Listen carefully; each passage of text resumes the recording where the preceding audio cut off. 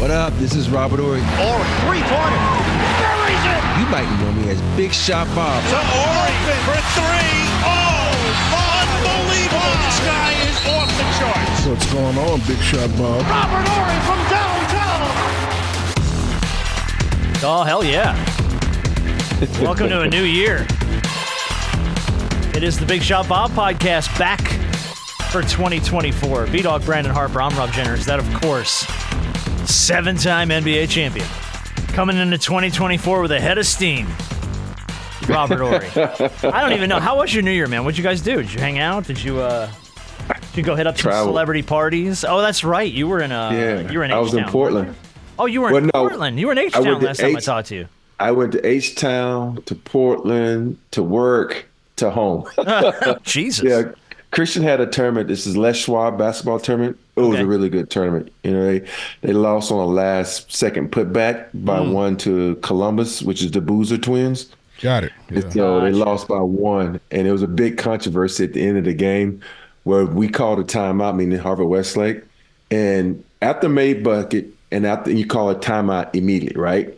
So you think you can run the baseline, but the rest was saying that we had inbounded it, and we called a timeout. Therefore, we could not move. We were stationary.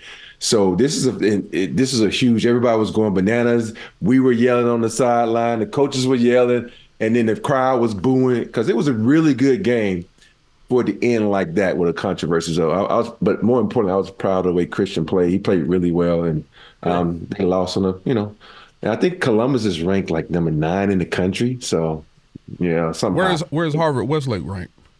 We were at that time we were like 12, I think 12 or 13. Okay. So, yeah.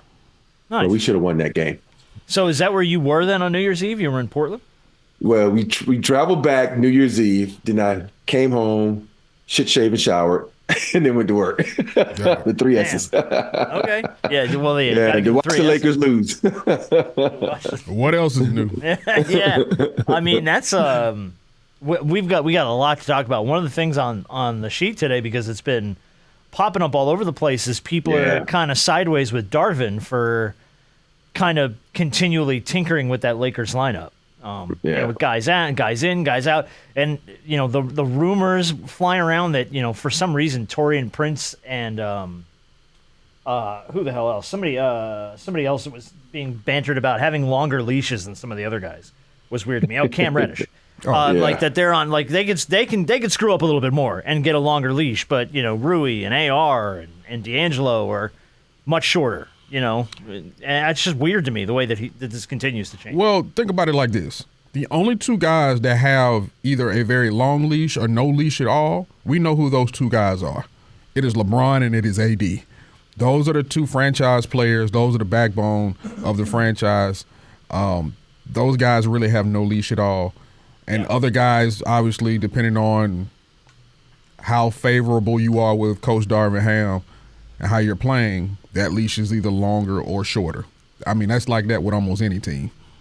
Yeah, I was going to say, that's like every coach is like that. And, and the crazy part about it is I when they mentioned AR in that one and said his leash is short, it's a lot of times where AR gets cooked on the defensive end.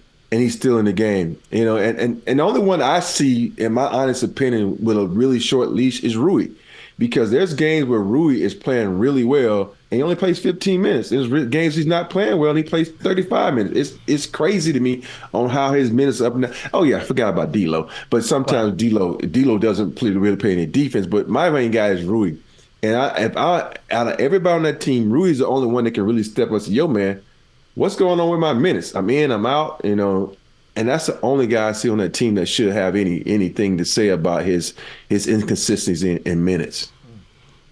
Yeah, we talk about this every year with the Lakers. At some point in time, we know this game is a game of runs, but the Lakers are always going to be a name that pops up when it comes to the trade deadline, because there's always something that needs to be fixed. We came into this season, adding guys to the guys that we already had coming off, a bid in the Western Conference Finals. And we're like, okay, well, you add guys like Jackson Hayes. You add, guys like Gabe Vincent, who we haven't seen at all this season. you add those guys to what you already had from last season, and now you're looking like, okay, cool, this team is really going to be something. They're going to make some noise. And I'm not saying that they can't, but we're revisiting some of the same issues now. Obviously, they won the in-season tournament. Cool. But we're revisiting the same issues now that we did at some point in time last season. And it seems like that's something that we're consistently doing. This team is not consistent right now. They're not winning the games that they should. I know they got a 5-game homestand coming up. Yeah, and there's a lot of tough teams. It is, but see, this is a great test, and at least it's at home. But even with this team, I'm not so secure with them being at home. You would think you want to defend your home floor if anything, but being at home doesn't fix a lot of these woes that they have. Yeah, I think the woes come from no practice time. They're taking a lot of time off. Like the other day, they had a chance to practice. They took the day off. And it's like, you cannot do that when you keep bringing people in and out of the lineup, and there's a lot of inconsistency in the lineup. And for me, I'm a big component of practice. Even if it ain't, going full speed, it's about getting out there, talking to one another, communicating, because everybody don't have the same basketball IQ. So they're not on the same page. And to backtrack a little bit, the reason we talk about this is because of LeBron. Everybody wants LeBron to be, on top of the mountain. And so every year we say, okay, he needs players to play with him because he's at the end of his road. He needs players. So that's why you don't hear any other teams around the league that says, oh, we got to do this each and every year. You think about the years that the Lakers were god-awful, when it was like top 3 picks every year. Nobody talks about trades, this and that, until they got AD and they got LeBron. It's, oh, we got to add this piece. We got to add that piece. At the end of the day, they've changed their life. Ever since the bubble championship, they've changed their roster each and every year. Not with just 1 or 2 people, with multiple people. Multiple people who was, those they counted upon to win the championship, like KCP, like Caruso, all these guys, even though Caruso, all these people. But so we're going to always talk about we need to change the lineup. You need some consistency so these guys can learn how to play with LeBron, because LeBron is not the easiest guy to play with, because he does things that no other player on this planet can do.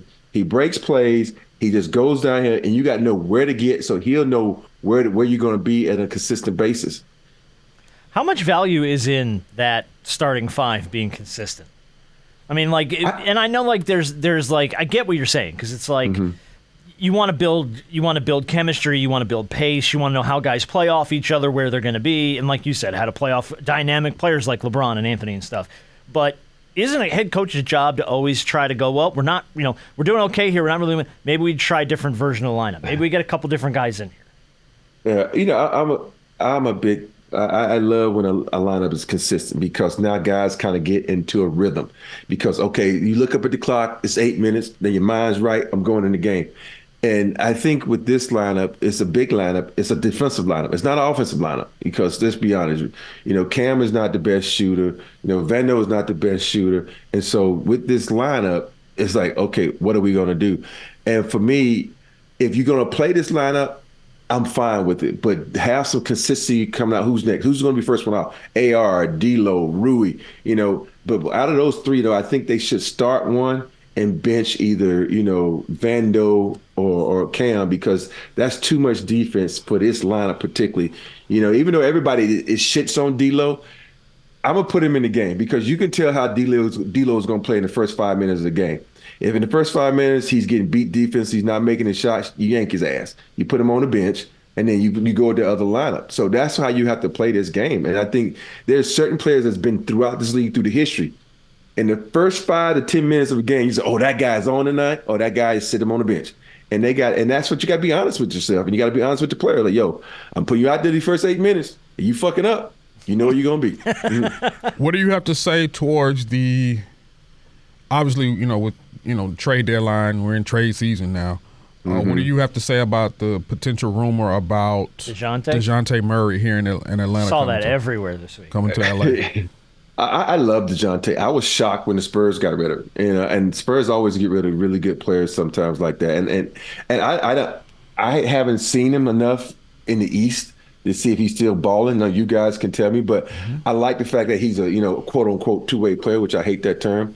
He can play defense, he can play offense, and I think he can fit in. He's a poor man version of Shea, where he's at the length, the slide, the build and stuff like that. So I would love to see him how he could play with some, on a team where he's the dominant guard, not where he's the backup guard. Yeah, he can still get to the basket.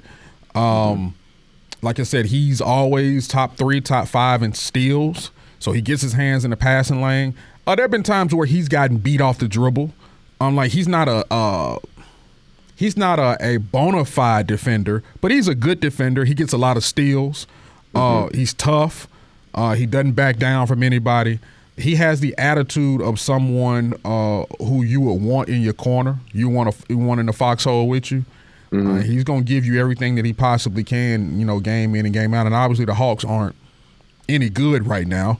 And obviously we'll see what they can do in the new year. And who knows if he's going to be a part of this team in the new year. We'll see. But I think whatever the Lakers are looking for, based off what they're saying they're looking for, he kind of fits that mold. Now, here's the thing. In order to get something, you got to give something.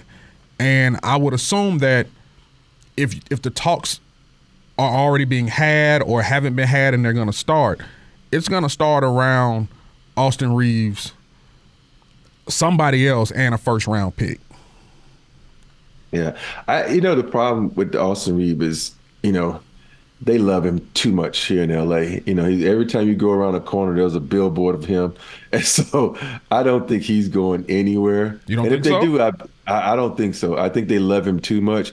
But, I will say this. Austin Reeves defensively has been getting beat a lot more this year than he has in the past. I don't know what it is, but I don't, who knows, though, there's a lot of people who've been traded that you don't think will get traded. Here's my thing, though. I don't care how much the city loves a guy. I don't think that carries a lot of weight. Yeah. I really don't. Because it's not like AR is selling tickets. You know what I mean? Like, I'm glad they love him, and I'm glad he's like a fan favorite. I mean, we've had those guys here in Atlanta before. We've had them all over the league, where a team just embraces a guy and loves him. And then it's like, man, when it's time, it's time. I don't care how many billboards you're on. I don't care how much the fans love you. You could be a fan favorite. But if you're getting cooked and we need to use you as a piece to get a better player, we're going to do it. I'm sorry. I just don't think it carries a lot of value. I don't think people are coming to crypto to see AR. And I think, we'll see what moves are made, because we always talk about the Lakers are always involved in any rumor when it comes to any. They're the top betting line in every major trade in the They're NBA. still talking about Lakers top landing place for Donovan Mitchell. Like anybody, the name that pops up just becomes. Still talking about DeMar DeRozan. Still talking about Zach LaVine. Still talking about Alex Caruso. Still talking about those guys as well, along with adding in a guy like Dejounte. So the Lakers are going to be linked to anybody that they could potentially put with LeBron and AD. But when I look at the Hawks roster, if you get AR and Bogdanovich is pretty much the same players. So why would you have? But thing about it is they can move Bogey because Bogey's coming off the bench. I would assume that they would move Bogey to the starting lineup. With Dejounte now gone, you move Bogey to the starting lineup, and AR would then come off the bench. Okay. AR would fit in. I think he would fit in Atlanta just because he's from the dirty South. Where is he from? He's from Arkansas. I guess. Look, we had our popular white guy in Kevin Herter for a while here. Oh, we moved on from Kevin Herter. We'll bring in AR. Exactly. You need another one. we need another little white kid to get behind here in Atlanta. That's absolutely what we need. Well, since we're in the NBA, let's just kind of catch up quickly on the standings. We took last week off for the holidays. Since we've been gone, man, it just a lot of it's weird to me that the Celtics that the Lakers had the run they had in the in-season tournament, and they're sitting at 500. You're right now you're a 10 seed. You're a play-in team. Barely. Do you see them crawling out of that play-in bracket at the bottom of the West? I do because they've had a lot of games on the road. They've only lost 2 or 3 games at home. Something like that. So I think that said, you're within like 4 or 5 games of the 5-6 seed. So it's not like you're 8, 9, 10 games back. You know what I mean? Exactly. So that's what so they can, do pretty good with this next run of games at home and get some consistency, get some guys back from injury. I think they'll be fine because, if you really think about it, there's no team in the West that's just running away with this thing. So it's just. I'm all right with it right now. Right now, it's the Timberwolves and the Thunder.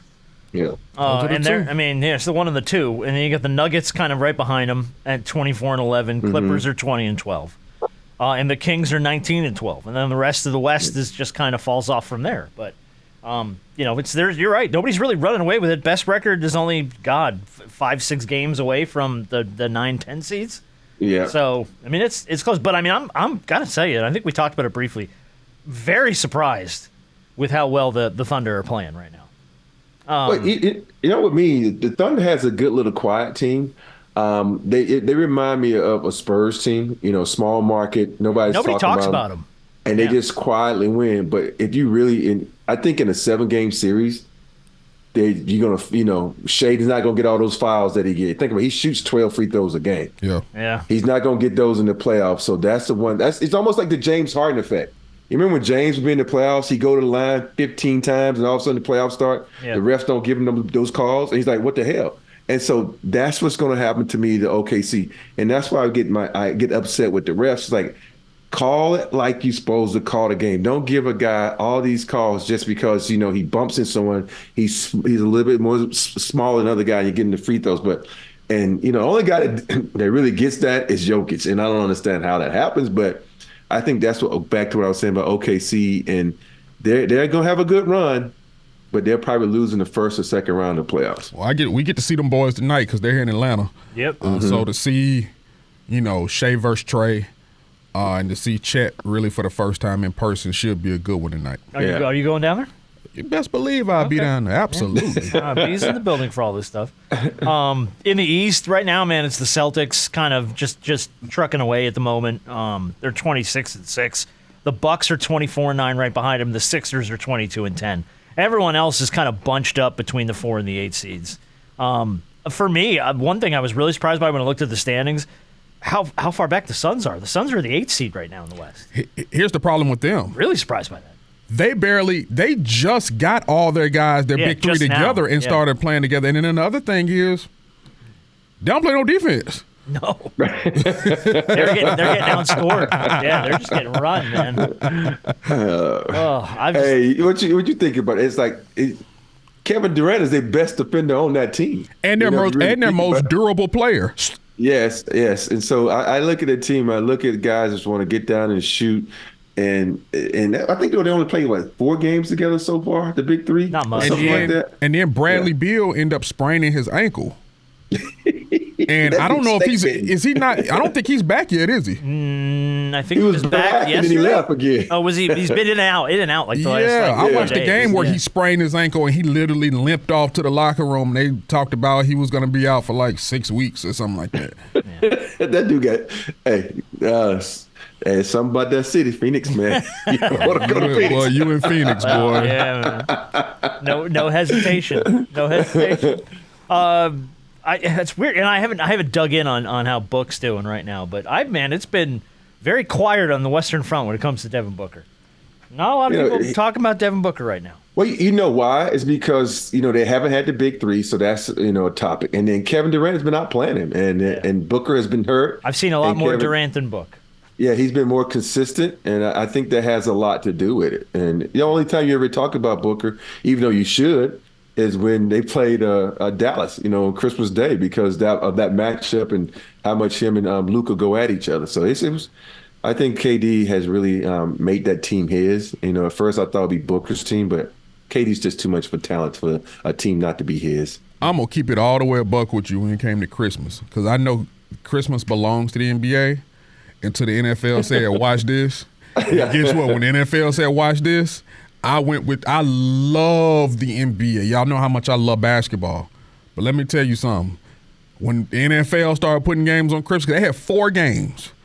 I don't think, outside of the early game on Christmas Day for basketball, I don't think I watched any basketball the rest of the day. I was all locked in on football. But you know what's weird? That's like a full moon. It fell on a Monday. And Monday is almost like the NFL's day. And so I don't think it's ever going to happen again. Because if it's next year on Tuesday, if it's like a Tuesday or a Wednesday, forget it. Yeah, the NFL ain't going to play on no Tuesday. Even though if they got all these ratings, let me just say that, if, God rest his soul, David Stern, he would call up the commissioner, hey, man, hold on. You got Sunday. And you got Monday. Give me a damn day. I'll put it to you like this. It may not be Tuesday, Wednesday, but Saturday, Sunday, Monday, and a Thursday, if Christmas falls on any of those days, best believe there's football. Because why? Because football is on any one of those days anyway. Yeah. Mm-hmm. Well, and two, when you start to get into the Saturdays when college football is gone, and now NFL starts bleeding over into Saturday. Yeah. No, they look, man, they're smart. They grab as much real estate as they can. Yeah. Because the ratings always say no one gets tired. No one says there's too much football. No one, because the ratings don't show that. Yeah. Speaking of football, how was your football weekend, huh? How was your football weekend? Hey, my football weekend was great. Was it? How? Yes. Because he didn't claim them. You didn't. You're telling me you were in the back of your mind, the back of your head. You're just like, come on, man. Punch it in. I was like, okay, Bama, come on, win the game, Bama, so I can talk shit to my Michigan people. And I'm in the back of my mind, I'm like, damn, if they win. I had 5 people call me. And number one was my mom. She's like, I haven't been to a football game in a long time. Oh, no. If they go to Houston, I want to go. And so I was like, shit, I got to take my mama. Now you're gotta go. And then I told my good friend Troy, who's he went to Washington. I said, you know what, man? If Washington go, you can come. I was like, fuck, that's another ticket right there. I'm like, damn. I'm like, and then when Bama lost, I'm like, shh. Ooh, that just saved me about 10 grand. Rob's wallet was like, hallelujah. Yeah. I think about the hotels, the travel, the tickets. I'm like, ooh, man, that saved me so much money. I was so disappointed because I once Bama got in, I was rolling with the tide all the way through. Yeah. And I was so disappointed because this team did not look like the team against Georgia. Oh, no. This looked like the team against in September. Texas. Yeah. Yes. This is the team that lost to Texas. I got to give it to Michigan. Michigan was whooping Alabama's offensive line ass up and down the field. The hell out of them, man. Yeah. Yeah.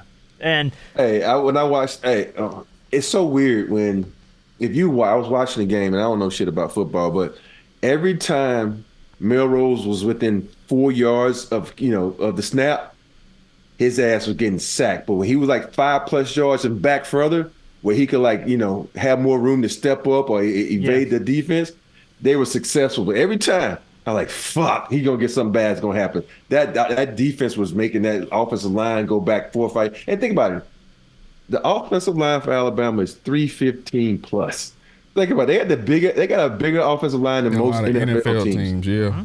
And they was just like that edge, it was getting beat on that edge a lot. What it was is I got to give it to, like I said, I got to tip my hat to Michigan's defense. They confused that offensive line. It's hard to, when you run a lot of delayed blitz and you bring in a stunt blitzes from all over different crossing over sides. It gets very confusing for an offensive lineman because now do I have to help this guy over here and then that leaves one guy unblocked and now before I turn around Jalen Milroe's on the ground. Else and there was a lack of communication, but it was also a great scheme by Michigan, and I gotta tip my hat to him. But I'm a jump on Dallas Turner's bandwagon right here. The pass rusher. He did not blitz one time.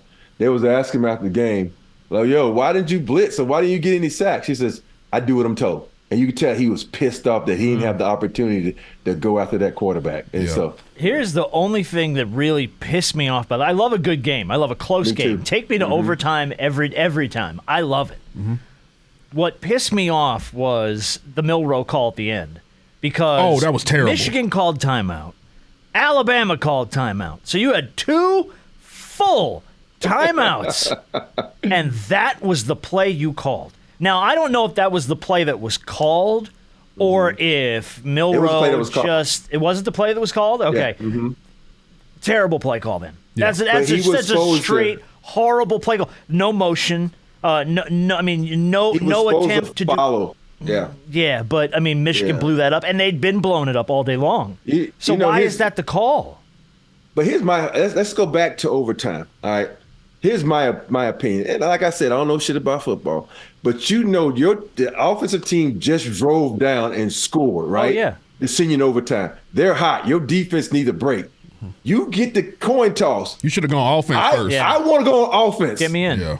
I want to be on the offensive They wanted the walk off. They wanted the sexy. They wanted we're gonna score. They wanted 2nd and 26 against Georgia in the national championship. Yeah. They wanted the walk off. I wanted the ball first. I don't understand. I would love to talk to Dabo because big shout out to Dabo because he sent me a bunch of gear for Cade, my grandson. So thank you, that's Dabo. cool. And so Text. And You should Bama, reach out. And Bama has never Dabo sent me any gear for nobody, not even me. But reach out to Dabo and let's see if we can have him back on the next few weeks.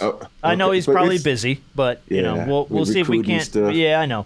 Let's see if we can't get him back on though in the next month or so. I would love to get his opinion about that. There's a lot of stuff in college football right now, and God knows we played the audio from Dabo of him ripping that caller about the NIL stuff. So there's a lot of interesting landscaping to college football now that we didn't have the first time we talked to Dabo. Yeah, how good is that? How good is that Dr. Pepper commercial though? He said when he says about the portal, portal. Yeah. It's out of control. Yeah. That's right. That one. They're right. They're spot on with that. But give big shout out to Washington though. That Penix man, watching him rip that thing. Oh my goodness. And he's had good and bad games all year. That was one of his better games, man. Yeah, when you make your second guess at Heisman, he want to go out and say, me against the world and whatever everybody's saying. He was ripping that bitch, and he's really good, man. Yeah. Well, as a guy that was a transfer who was at Indiana first, went through a ton of I think he went through 2 ACL surgeries. Something like that, yeah. Dislocated his throwing shoulder, broken arm, going through so many He was the operation guy at one point. Yeah. To then go to Washington, bounce back, and now he has his team in the national title game. Yeah. I'm in the last year of the Pac-12, too, by the way. And I'm rolling with Washington. One, because I don't know if I think Michigan's going to win. I'm rooting for Washington. I'm rooting for Washington. Now, look, the way John Harbaugh got these boys playing, this is his best chance. Oh my god! Because look, if he wins, he's gone. You think so? Yeah, I think he's going to the NFL if he wins. I think if he loses, there's a better chance he stays. But even if he loses, I think he's gone. I don't think nobody's going to touch him. I think the Chargers will.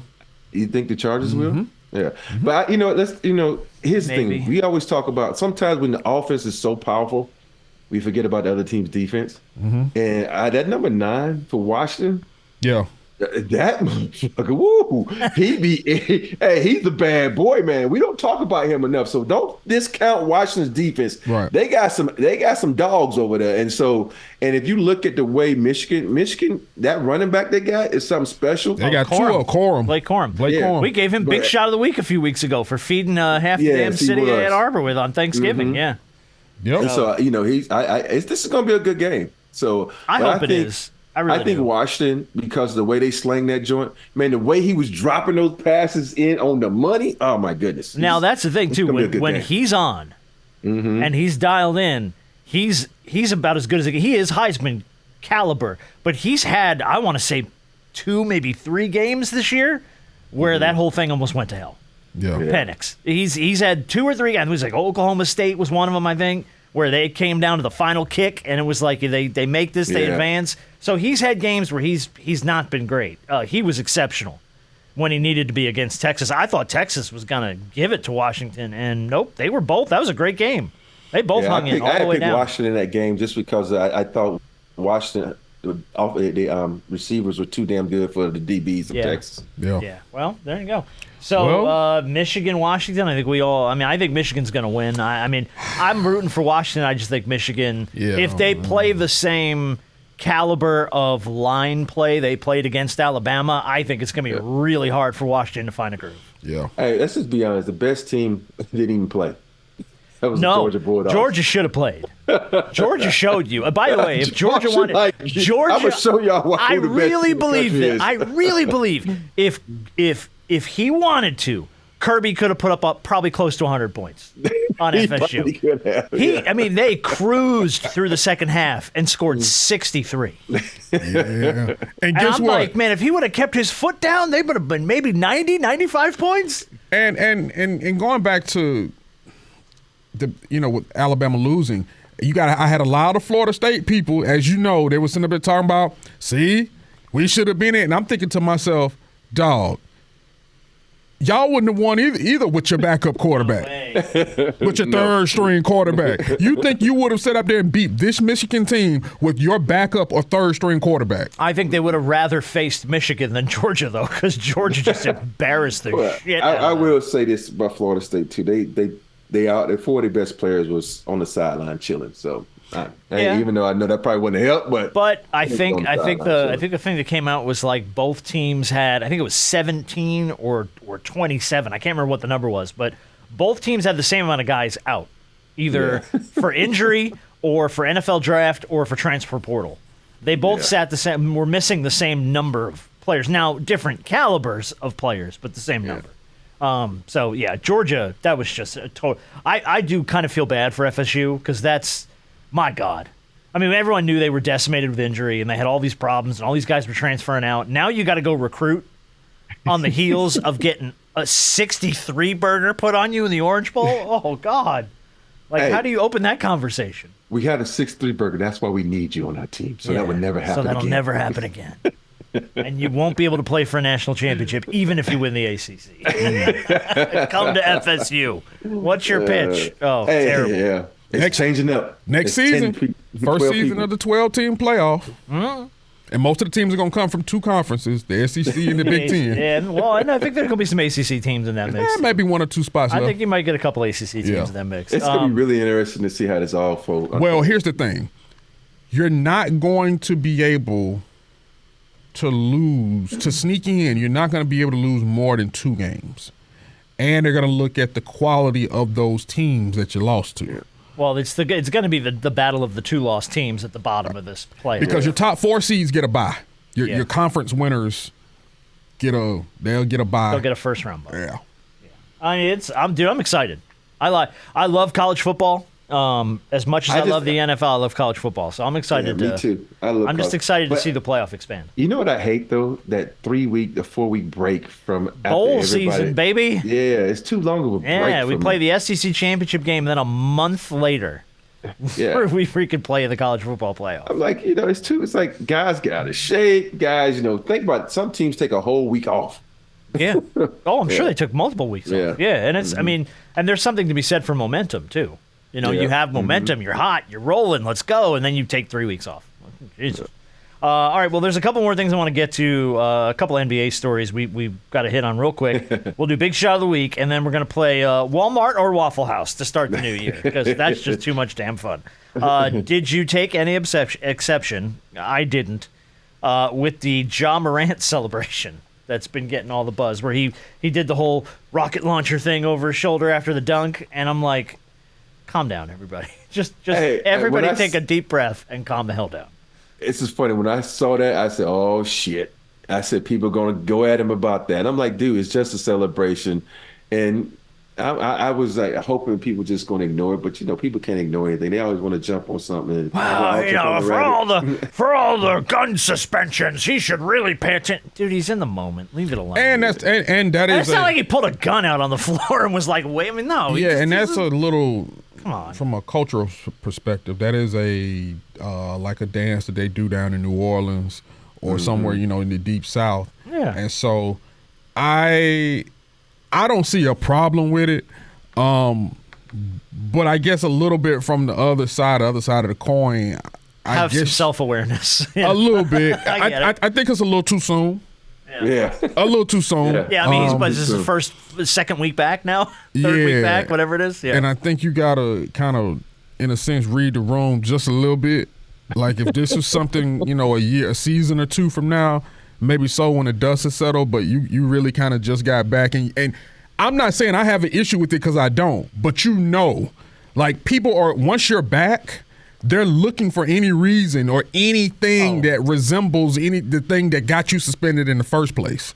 Yeah. So he hasn't changed. It's still the same. Right. It's get rid of him. He should be suspended more. He should take more time. He needs to go back to counseling. So you got to kind of be a little bit wary of those because you got folks out there like that.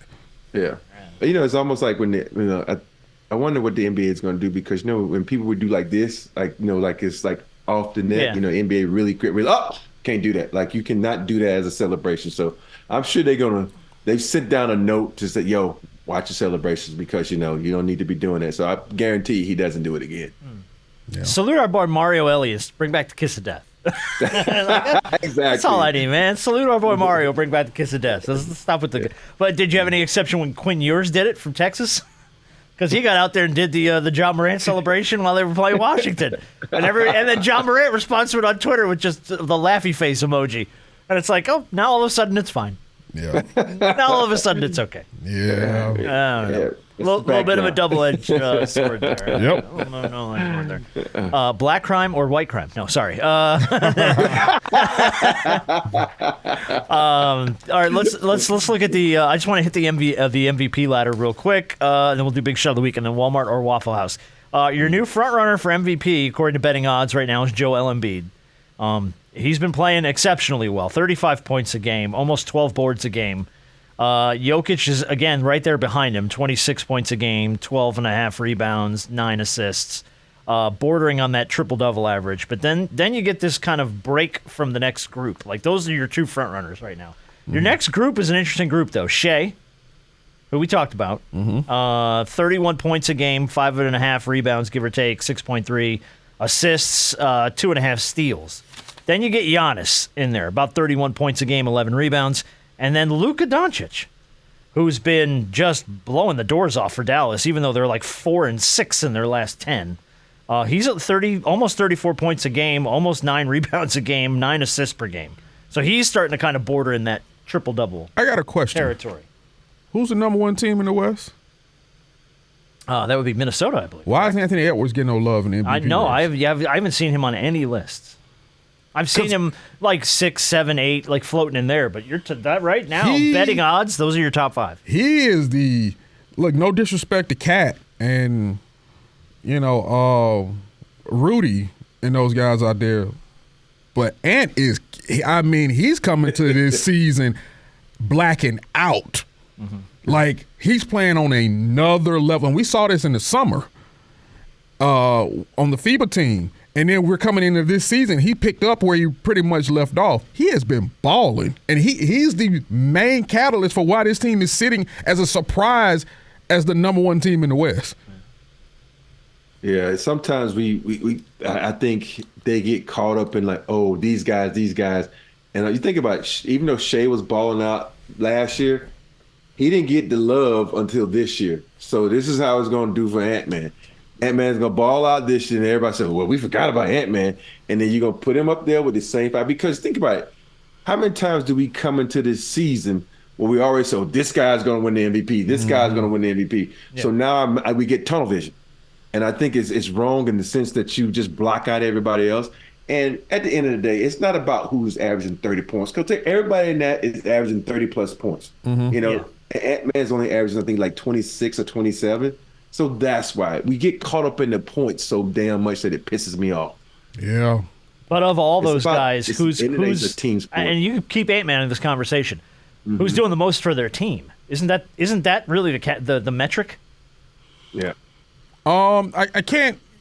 You can't take. I mean, obviously, you can't take Joel Embiid. Right, but Luke has been incredible, but Dallas has been. And you can't take it away from Joel because obviously, with no James Harden, you have Tyrese Maxey there. Joel Embiid has shouldering the load. Yeah, he is more or less. Yeah, but Maxey is his back. I mean, he's playing well. Yeah. So let's say the thing is, if you take Embiid, Jokic, and Ant-Man off those teams, they all lose immediately. Yeah. Out of those 3 teams, though, I think the one team that can win would be Denver. But the rest of those teams, they won't win. Yeah, I really think the way Ant-Man is playing. Yeah. Because Cat is cool, but this is not his team. And wasn't it, what was it, a year ago or 2 years ago we had this conversation about what the hell's going on in Minnesota? Wasn't it recently? Yeah. That we were like, man, they got all these guys, they got all these stars, they can't tie their shoes. And they gave up so much to go get Rudy Gobert, and they're like, well, they have no draft capital at all. And now here they are, the runaway surprise team right now. And it came on the heels of Ant-Man soaring and getting to the next level. But here's the thing, though. You got a lot of guys who flat out know how to play this game. Let's take Mike Conley, for instance. He's the quarterback of that team. He gets them settled down, and he's that voice for them. And then you got, what's the guy who always kills the Lakers, Naz Reid? Yeah. Oh, yeah. He, each and every night he might get you a double-double. He's been playing really well for those guys too. So, you when you look at the bench and the teams the guys that come in, they got guys who come in and they know their roles, they do exactly what they need to do, and they're very disciplined. Mm-hmm. And when you got a guy like Gobert back there, it allows you defensively, with those guys who can play defense, even if you didn't have Gobert back there, to push up on their offensive players and funnel them towards Gobert. So it makes it very hard offensively for those teams to score on Minnesota. Yeah. Imagine that, a big man anchoring the center of your defense. It's incredible. It's like it's never happened before. All right, let's do a Big Shot of the Week, and then we will Walmart or Waffle House up in this thing. Big Shot of the Week is going to go to a young woman named Demi Murphy. She's a 3-year student nurse at Royal Liverpool University in England. She was driving to work over the Christmas break after lunch and noticed a man's car in the middle of the road. She ran over to the car and noticed the man, whose name is John McCown, wasn't breathing. He was unresponsive. His wife had called. She picked up the phone. Something's going on with your husband. She found out he had a genetic heart defect. She got him an ambulance. She performed CPR. She got him a pulse because she was a nursing student, and got him on to the hospital where he was on life support and in intensive care, and now he's on the mend. And the guy's alive, and he got to spend Christmas with his family because this girl had somehow the wherewithal enough to not just pass by. That's what's up. To stop and go, something's wrong. I'm a nurse. Maybe I can help. And just that awareness saved this man's life. He's got 2 young kids.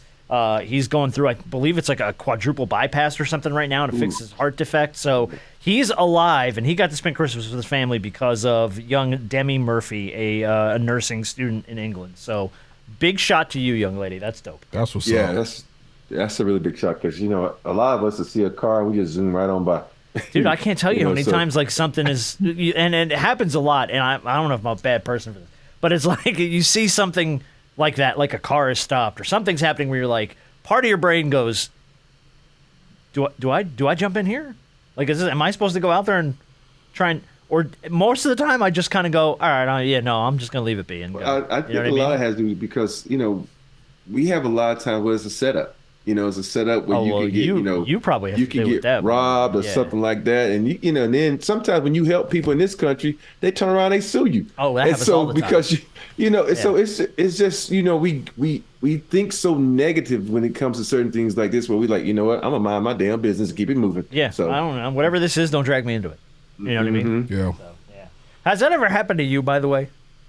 Because I'd imagine that as an NBA player with some sort of celebrity status, you have to be aware of the situations you walk into sometimes where you've seen something or done something and been like, I don't know about this. This feels like it might be a setup. It was this one situation where me and one of my friends was sitting at a restaurant, a bar, and the young lady asked me for my autograph, and I gave it to her, and her boyfriend came over and snatched her up and pushed her down and said, I told you don't be talking to all the fucking dudes. And he threw her out the door. And me and my buddy was like, do we help? And then the bartender was like, no, he's a known gangster. Don't fuck with him. And so we're like, should we call someone? He says, we already called. And I was like, man, she's outside getting beat up. And I'm like, dude, do I go help or do I put my life at risk to help this girl, me and my buddy? And I was like, I was almost in tears because the girl was like, what do I do? Do I risk my life to save the stranger? Right. And they was like, and the bartender said, don't do it. And that's the only reason I think me and my buddy didn't help. And then the cops came and arrested him. But it was one of those situations where you like, what do you do? And as a man, you want to help this young lady. But the bartender said, no, that's a known gangster. He might be carrying. Right. So that was when I was like, fuck, what do we do, man? That's a tough situation. I was younger, too. Yeah. I wasn't old. This was when I was younger in shape, and, I could probably, do something to help the young lady. But I felt so awful, man. You feel helpless. And it wasn't just me. It's like.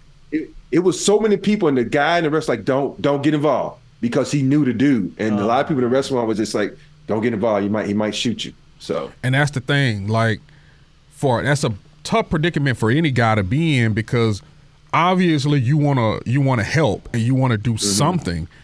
Yeah. But then on the flip side, if that dude does have a gun or he has a knife and something happens to you, now you're thinking about the family that you have that could be losing you. Yeah. And it's great that you stepped in and helped, but now it's like, dang, now your family is without a husband, without a father, without a brother, without a son. You know what I'm saying? So it's it's a tough place to be in. Yeah, that's tough. Yeah, it's a but really also tough too, place. the minute that you step in, Yeah. and someone finds out that you're Robert Horry. Yep. You know what I mean? NBA champion Robert Horry. He got money. Oh man! All of a sudden, I got injuries I didn't have before, and I think he took my wallet. Like, you know what I mean? Like, I'm gonna and I remember, man, Shaq used to tell us those stories where people would try to pick fights with him. And he's like, he would tell almost all the time. He's like, man, somebody's pushing me and trying to pick a fight with me because they got a buddy somewhere with a camera phone or something that's trying to catch me on camera whooping some guy's ass and then try to extort me for a whole bunch of money. Yeah. So it's like, it's you gotta, hard, man. I can't, dude. It's so hard. You can't just step in and do the right thing anymore. It sucks. All right, well, listen, let's have some fun. Rob spent a little bit of time in the dirty South. I love the dirty. Rob, born and raised in the dirty. So of course, I mean, come on, it wouldn't be a new year if we didn't get a little Walmart or Waffle House in to start the year. We did black crime or white crime for the holidays, so I had to do Walmart or Waffle House to start the new year because that's at least upbeat. All right, you know the deal. I'll give you a wild story. You just got to tell me if it happened at a Walmart or at a Waffle House. Story number 1. Police arrived to investigate a stolen truck at this property, only to find out it had simply been moved to the other side of the parking lot, where a couple who did not own it were having sex inside of it. This was relatively easy, I think. I would think. Okay. Walmart or Waffle House? Unless this is a trick. Walmart. Yeah, I'm gonna say Walmart too, Walmart. because a Waffle House parking lot ain't big enough. Exactly. Yeah, no, that was Walmart. Good call. That was kind of easy. Listen to the clues. Yeah, listen to the clues. Yeah, yeah. I mean, if you move it across the Waffle House parking lot, It's right there. It's 4 spaces. Right. Like, it ain't going nowhere.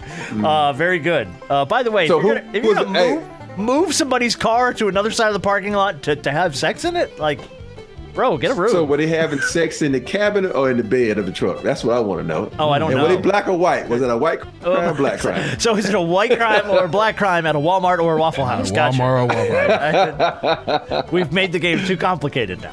All right, let's go to story number 2. Police were called on an elderly couple after a physical fight broke out between them because the old man smiled and waved at one of the female employees. He said it was because he knew her, but his wife got mad because he smiled, and that's how he flirts.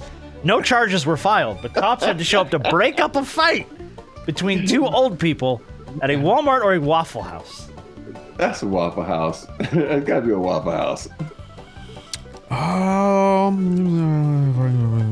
Because the But old then again, more cute girls do work at a Walmart than a Waffle House. But I'm going to stick with a Waffle House. Okay.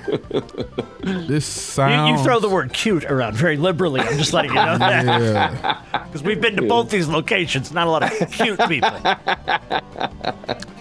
This sounds very Waffle House-y. So I'm gonna go. I'm gonna roll with Waffle House. All right. Well, you're both wrong. It happened at a Walmart. It happened at a Walmart. Happened at a Walmart. Because old folks do be Rob going to says where all Walmart. the cute girls are, man. All the cute girls are at the Walmart. That's where the babies are I at. should have changed it. All right. Story number 3. A customer and an employee of this location held up other customers as they were busy sharing a bonding experience. It seems that they both spent time together in the same prison. So, customer and employee, Walmart. both in jail, both in the same jail, and had a little bit of a Waffle bonding House. experience. Whoa, you said what? Waffle House. As they were busy sharing, they held up other customers. Waffle House. I'm gonna go Walmart. The point goes to Robert Horry. It was a Waffle House. Yeah. Dude, Walmart She wasn't got serving her standards, other man. tables They- because she was talking to this guy about being in the same jail. Walmart don't hire convicted felons. Come on now, Walmart got good. Oh, they don't, do benefits. they? Come on now. Oh. Hold on a minute. Do they Hold not? on a minute. You're telling me that no convicted felons ever worked at a Walmart? I'm sure they have, but I'll tell you what, these L.A. Walmarts, man, I don't know. 'Cause down here in the dirty, yeah, I don't know. Well, never mind. I wasn't going to even say it. I'm going to leave it alone. I got to know when to be quiet. I'm going to go ahead. I'm going to try to do that. No, I'm not going to do that in 2024. Not on this show. In real life, yes, but not on this show. Not on this show. Hell no. Otherwise, you're off the show. All right. A customer at this location in story number 4 pulled up to a parking spot only to find a dead chicken laying in it, feathers and all. According to the customer, it looked like it was rotting. So she parked in another spot. Then a woman arrived, picked it up, threw it in the back of her truck, and parked in the spot and went inside. So, holding a parking space with a dead, rotting chicken at a Walmart or a Waffle House? Man, you see a lot of wild shit in Walmart, so I'm gonna have to go with Walmart because damn near every parking space at a Waffle House is good. So I gotta go with a Walmart on this. Okay. I'm gonna go Walmart. It's going to be a point for both of you. Yeah, Rob's analysis, very good. Almost every spot at a Waffle House is a good spot. You're not wrong. We talked about that in our previous story. You go 4 spots away, you're still right there. But by the way, at a Walmart, I don't know if you ever tried to park at a Walmart, like when it's busy. You gotta walk like 3 miles, man. Yeah. Like those Walmart parking lots go on forever. It's like Disneyland. Mm-hmm. You park somewhere and then you walk for 20 minutes to get to the damn. Man, I was just in Portland. I probably saw the nicest Walmart ever.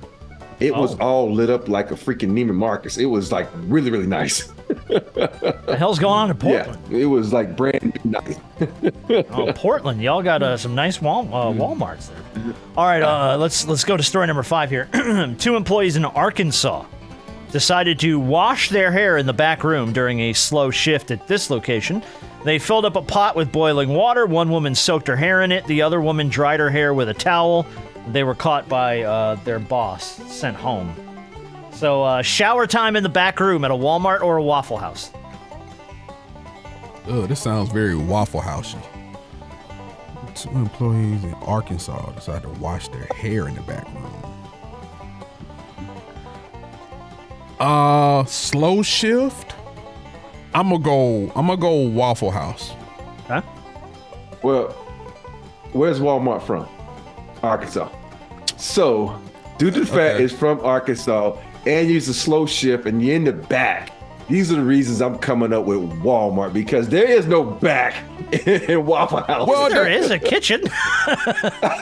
The kitchen's right there in front of you. There's a back. There's always a door at a Waffle House. I'm going Walmart just for this because it's Arkansas, and that's where Walmart's from, Arkansas. Point to B-Dog Brandon Harper. That was very Waffle House. Yeah, because... girls washing their hair in boiling water. We can boil water in the back room of a Walmart. What time of the day does Walmart ever have a slow shift? Early in the morning? Hey, I've done a lot of stuff for Walmart, and if you go in the back, they got like little cooking stations in the back. Oh, yeah. Really? Walmart. Yeah. Mm-hmm. Oh, I didn't know that.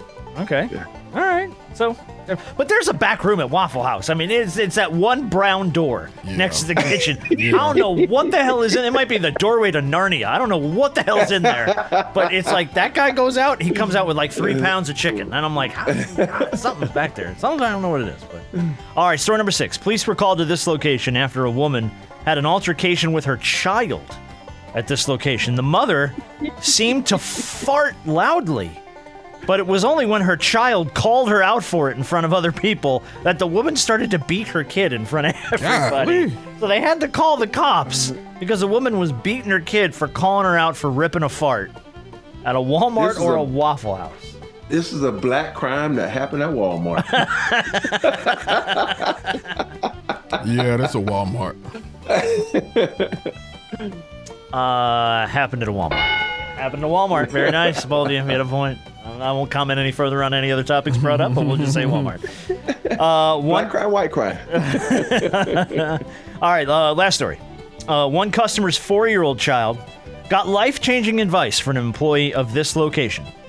The employee reportedly told this 4-year-old child, "Once you get a tattoo, you'll wind up in jail, because it gives the police an identifying mark to find you. So when you do something stupid, they track you down and you wind up in jail." So, sage life advice not to get a tattoo given to a 4-year-old at a Walmart or a Waffle House. Well, you sitting there. Don't having get your a waffles. tattoo because they're gonna As find a you. parent, you having waffles with your kid. You know this person. It got to be a Waffle House. It got to be a Waffle I love the House. investigative work you're doing this week. By the way, you're really spending time. I enjoy it. Yeah. I think this comes from a place of experience from somebody who has the tattoos and who has Exactly. been to jail. Yeah. And more times than none, the Waffle Houses aren't good unless somebody done been to jail. So it's a Waffle House. And a strong investigative work by both of you. Yes, it was. It was a Waffle House. Very good. Yeah, no, Hey, and because all these tied into one another today. they really Some did. kind of way. Honestly, I think the food is better at Waffle House. It's being cooked by somebody who's been to prison. Yeah.